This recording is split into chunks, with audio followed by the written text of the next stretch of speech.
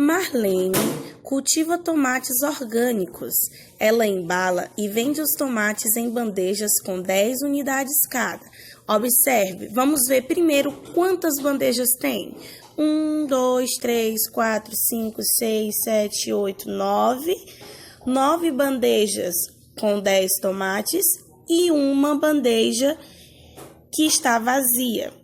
Quantos tomates estão fora da bandeja? Vamos contar. 1, 2, 3, 4, 5, 6, 7, 8 e 9. Tem 9 tomates fora. Então, no total, se a gente for contar de 10 em 10, vamos ver.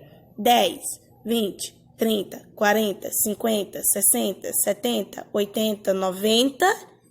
90 mais os 9 que estão fora. Quanto é 90 mais 9? 99. Então, você vai responder lá na primeira questão. Quantos tomates tem ao todo na imagem? Você vai botar 99 tomates. Agora, a Marlene acrescentou um tomate para montar a bandeja. Aquela bandeja que estava vazia e que tinha os 9 fora, não é? Pronto. Então, ela colocou mais um tomate para preencher. No total, agora ela tem quantos? Quanto é 90 mais 10? Tinha 99. Aí, ela colocou mais um.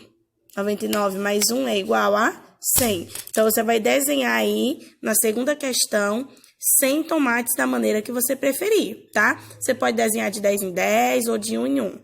Fique à vontade, tá certo? Já aqui na página 100 diz o seguinte. Veja como podemos representar o total de tomates embalados. No ábaco, o número 100 são 3 números. 1, 0, 0. Então, vai ficar uma bolinha na letra C e mais nenhuma bolinha no D e no U, tá bom? Porque a letra C representa 100. Tá bom? Então, se tem uma bolinha lá, já tá dizendo que é 100. Não tem nenhuma dezena e nenhuma unidade. Já no quadro de valor, você vai colocar o número 1 na centena, o 0 na dezena e o 0 na unidade, tá? Que representa o número 100. Então, você vai completar na terceira questão. 99 tomates mais 1 tomate é igual a 100. Muito bem. Na página 101, diz o seguinte. Complete os quadros a seguir de acordo com as imagens. Tem aí 10 cubinhos que formam uma barrinha. Então, você vai colocar 10 unidades, equivale a uma dezena. Agora, você vai contar quantas barrinhas tem aí, tá bom? Que forma uma centena. Quantas barrinhas formam uma centena? Você conta e completa. Na número 2, você vai completar a sequência com os números que faltam. Tem aí 91 mais 1, 92.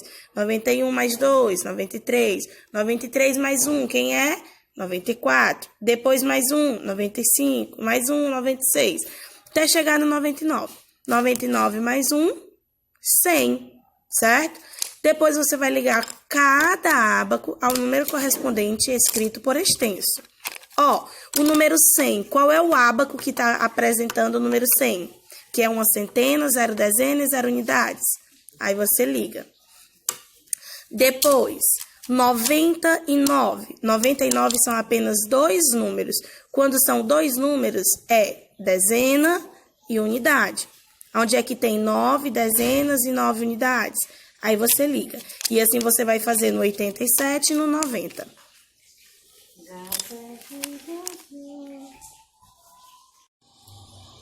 Objetos e documentos pessoais.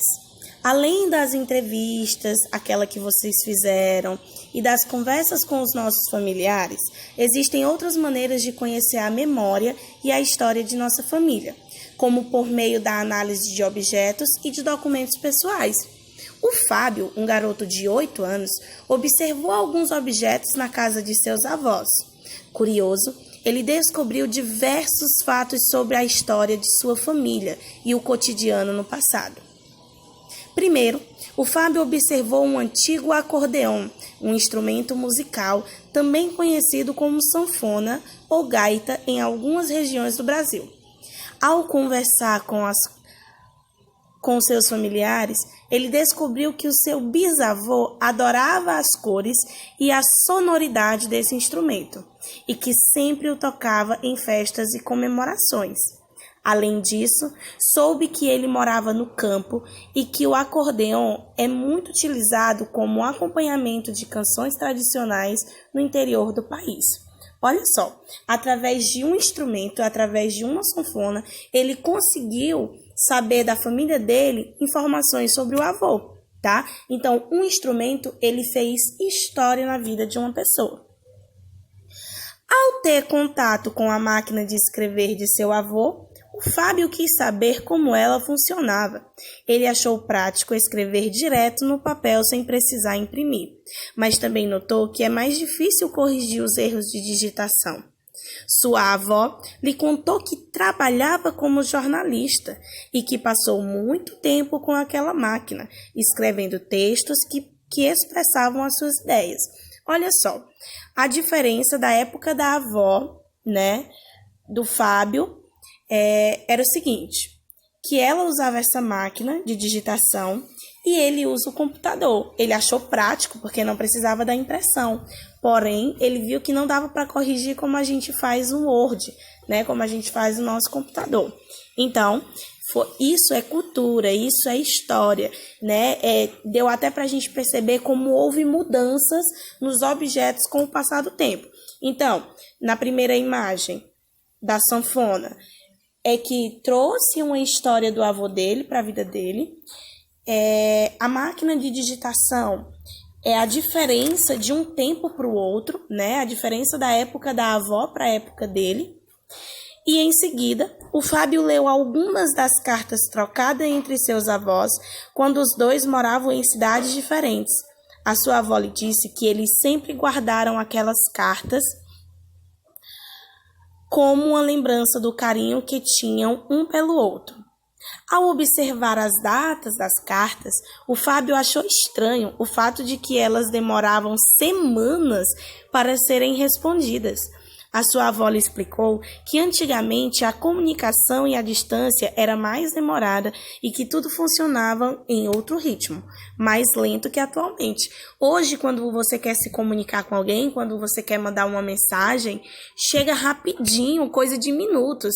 Se você pegar o seu WhatsApp e quer dizer para mim, você quer mandar uma mensagem para mim dizendo que está com dúvida, o que acontece?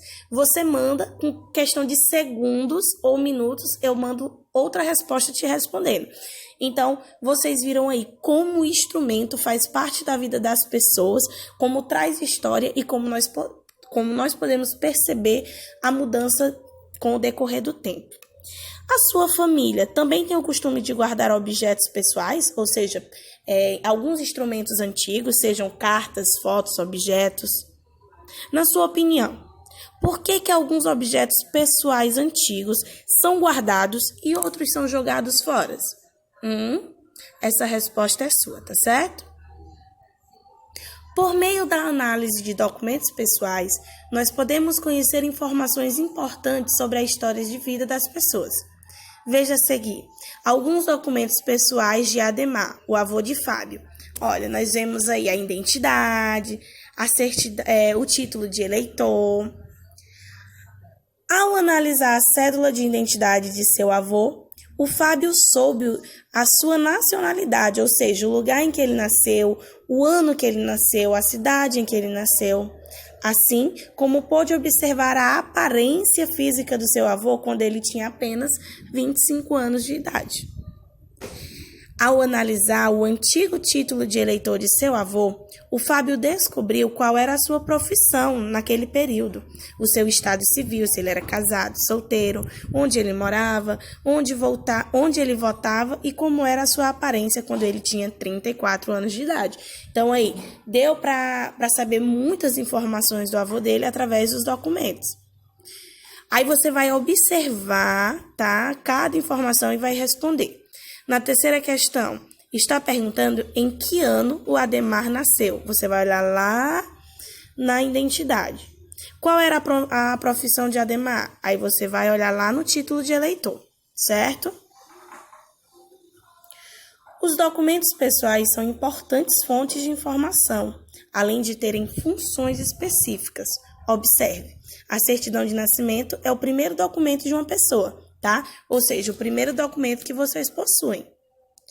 Logo em seguida, nós temos aí a carteira de identidade, que possui várias informações, como o nome, o seu nome completo, onde você nasceu, o dia que você nasceu, o lugar em que você nasceu, né, a cidade, o país, possui o número do seu CPF, tá? E dentre outras informações. A carteira de trabalho, tá? É um documento em que só pessoas que trabalham ou que estão prestes a trabalhar que possuem. Ou seja, vocês ainda não têm a carteira de trabalho. E o título de eleitor é um documento que garante o direito de votar, de você escolher quem você quer que represente o governo do seu país, do seu estado, da sua cidade, tá certo? E aí você vai responder a página 228. Você vai associar cada uma das fontes históricas a seguir às suas descrições correspondentes, tá? Vocês vão ler cada tópicozinho e colocar a letrinha que corresponde, tá bom? Qualquer dúvida, estou à disposição.